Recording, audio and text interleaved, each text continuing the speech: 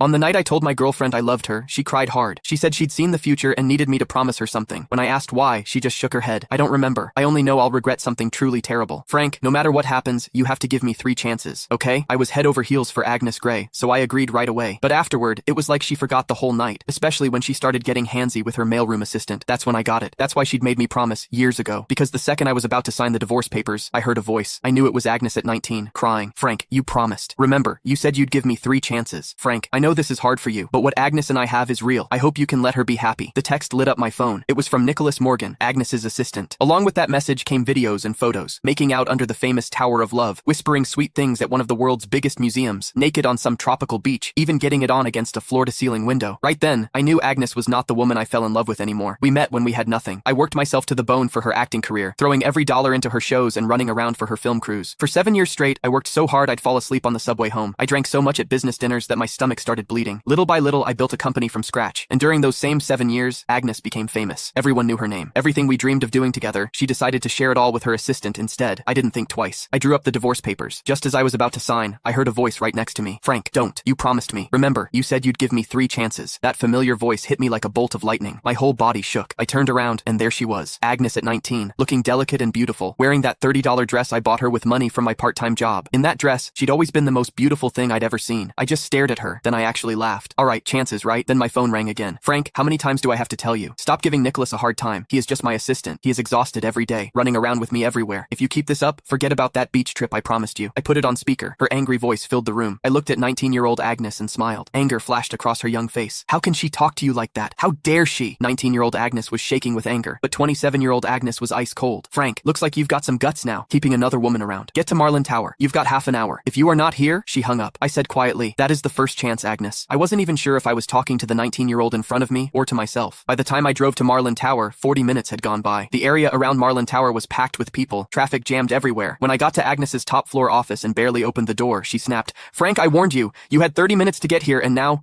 I cut her off, turned around, and flopped onto the couch like I didn't care. Nicholas was there too. He kept his head down, eyes all red, his right hand holding his left wrist. My attitude seemed to set Agnes off. She slammed her hand on the desk. Frank, what is with that attitude? You still won't admit you were wrong? But before I could say anything, Nicholas jumped in. It is nothing really, just a watch. Don't blame Frank. That just made Agnes angrier, but instead of yelling at him, she held back and softened her voice. How can you say it is nothing? He is so petty. He even tried to steal the birthday gift he gave you. Don't worry, I am not taking his side. Then she turned back to me, her voice sharp as a knife. Frank, I am giving you one last chance. Give Nicholas his watch back. I'd lost count of how many times this had happened. No matter how many times Nicholas set me up, no matter what I said, it never mattered. The woman who used to trust me completely now only doubted me. Couldn't be bothered to argue. I stood up, took off the old watch from my... Click the link in my bio to get the full story for free.